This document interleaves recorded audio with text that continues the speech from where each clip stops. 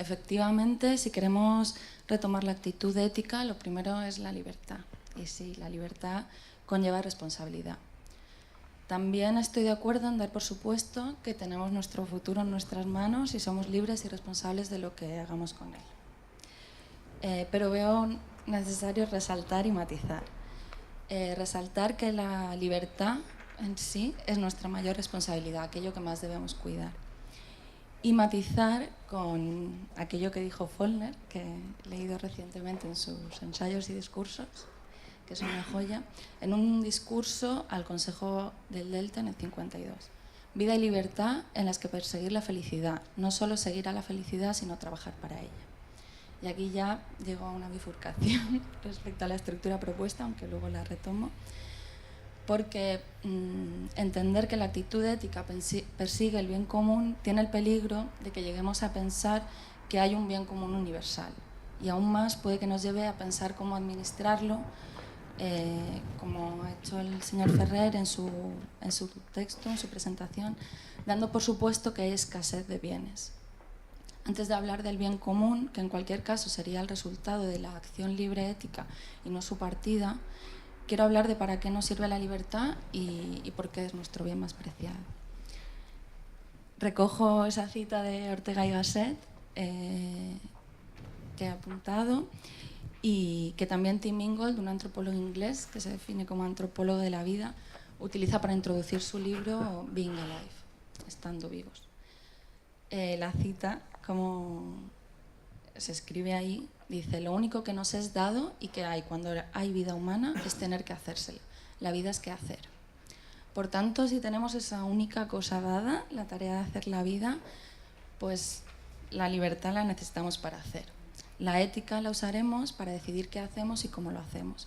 Por ello, toda ética, pues al final una ética del hacer o del trabajo, si preferís. Y ya pues voy a hablar desde mi caso, ¿no? En los valores de nuestra pequeña compañía comunitaria y su entorno hacemos con la ética hacker. La explico un poco. La ética hacker es el conjunto de valores que emergen de las primeras comunidades de programadores, que se materializa luego en las primeras expresiones comunitarias en Internet y las comunidades de desarrolladores de software libre. Según el autor de La Catedral y el Bazar, Eric S. Raymond, el ethos del hacker podría resumirse en 5 puntos. El mundo está lleno de problemas fascinantes que esperan ser resueltos. Ningún problema tendría que resolverse 2 veces. El aburrimiento y el trabajo rutinario son perniciosos, la libertad es buena y la actitud no es sustituto para la competencia. Esos son los 5 puntos.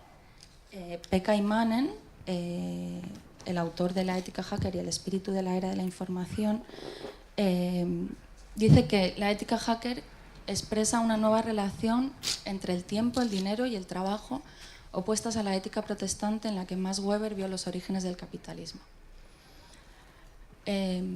Por este cambio que supone la ética hacker en las bases del sistema capitalista actual, creo que es interesante repasar la crítica al capitalismo que se hace desde esta ética.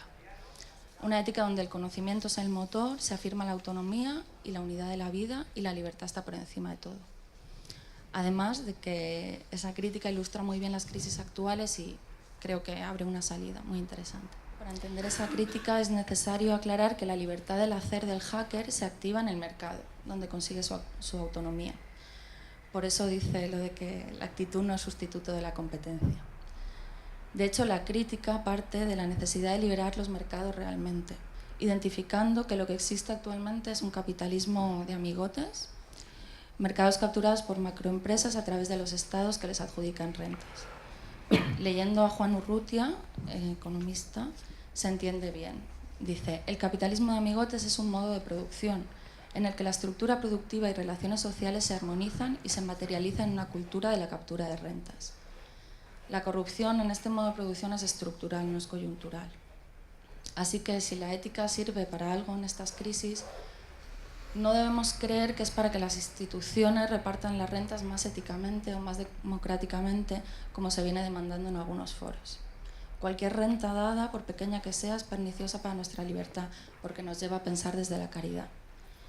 La crisis actual es el resultado de la propia estructura de ese capitalismo de repartos, que ha visto cómo los avances tecnológicos en las formas de distribución de la información y el conocimiento le obligan a crecer y crecer en escala buscando más rentas, de forma que para mantener las propias estructuras, la captura de rentas es cada vez más salvaje y la especulación financiera, el mejor invento para la captura, está obligada a seguir un ritmo frenético.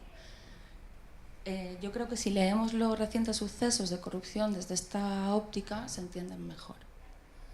Y bueno, creo que aquí es necesario hacer una aclaración. Con esta crítica del reparto y de la idea de caridad no propongo un sálvese quien pueda, aunque sí un rechazo de la existencia de dos sujetos éticos, el que cuida y el que recibe los cuidados, que se argumenta con esa caridad o la idea del bien común o últimamente desde la ética de los cuidados.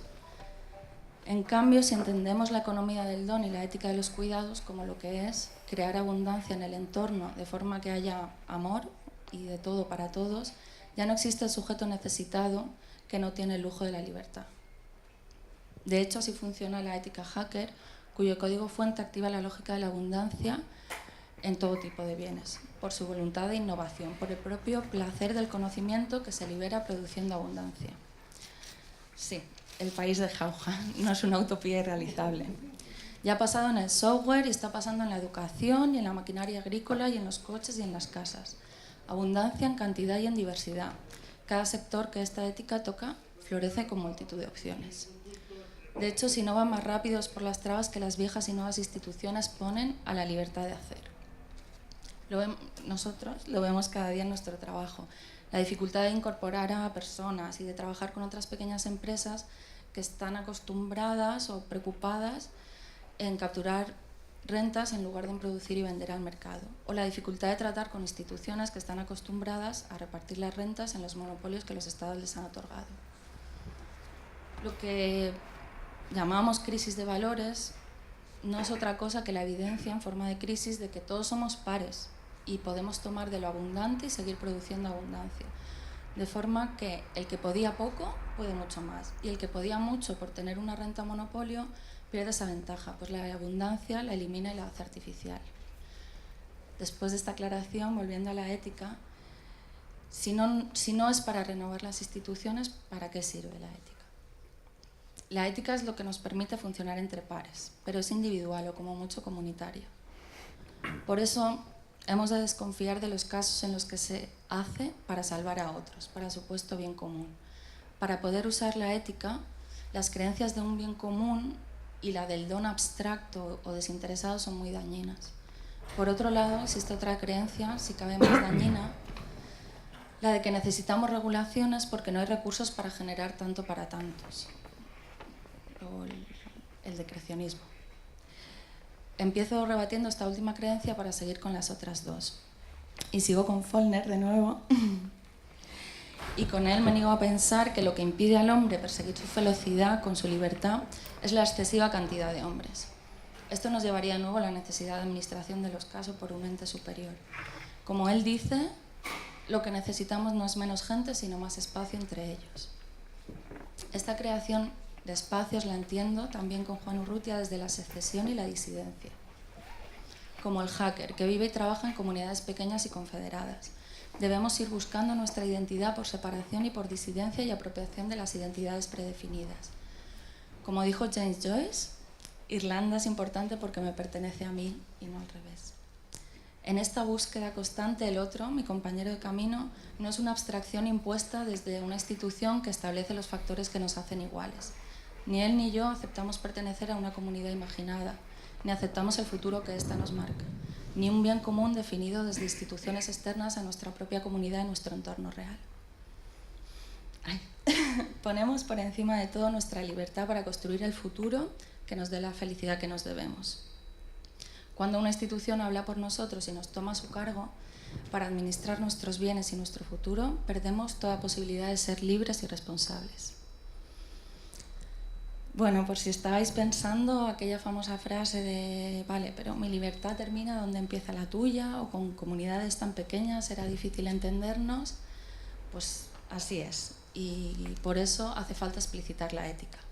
Cada uno debería decir desde dónde habla y quién es el sujeto ético que propone y cómo sirve a los intereses de las comunidades a las que pretende ser útil, para que el resto sepamos qué hace y cómo lo hace, y para que veamos si podemos llegar a acuerdos en unas conversaciones cargadas de poder que proponía Donna Haraway.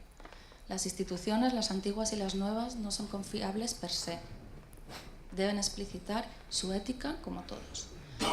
No para callar las quejas y justificar que deben ser ellas las que reparten los recursos y que les dejemos de nuevo nuestros asuntos en sus manos, sino para que podamos decidir si queremos hacerles depositarios de nuestra confianza en un caso concreto y mientras sigan trabajando según los valores por los que confiamos en ellos. Natalia Fernández, de la Sociedad de las Indias Electrónicas, lo sintetiza perfectamente. Los mercados quieren ser libres, no necesitan intermediarios para establecer transacciones. Queremos a las instituciones como anclaje de la confianza que de modo espontáneo se da entre pares que se conocen y comercian. Así, las instituciones se convierten en un nodo más de una red distribuida que hacen las labores de la misión que se hayan impuesto. Al hacker, por su ética, le es útil entender que todo es mercado, porque una vez dispuesto a no aceptar más que las rentas de innovación, de la puesta en marcha del conocimiento, solo puede aceptar la economía que su propia actividad genera. Tiene que hacerse útil y explicar a las personas por qué deberían pagar por su trabajo, sea el diseño, la atención al espíritu, la producción de herramientas, el contar historias o la sanidad. Por eso, el hacker no acepta la situación de que otros repartan lo supuestamente escaso, ya hará él que no lo sea. Para terminar, la ética es al final y de nuevo en general una herramienta para la interoperabilidad entre comunidades con valores diversos en un mundo abundante, además de una manera de tener afinidades con potenciales clientes, o como les llame cada uno, o nuevos miembros de la comunidad. Y el explicitarla está ahora al alcance de todos, grandes y pequeños, gracias a las tecnologías de comunicación distribuidas. Lo dijo el Papa Benedicto XVI a sus sacerdotes: por el amor de Dios, escriban un blog. Y no se refería a estar en las llamadas redes sociales, sino a escribir para hacer evidentes las bases de su fe y de las comunidades que sostiene. En definitiva, para hacer evidente su relato y accionable su propuesta de futuro.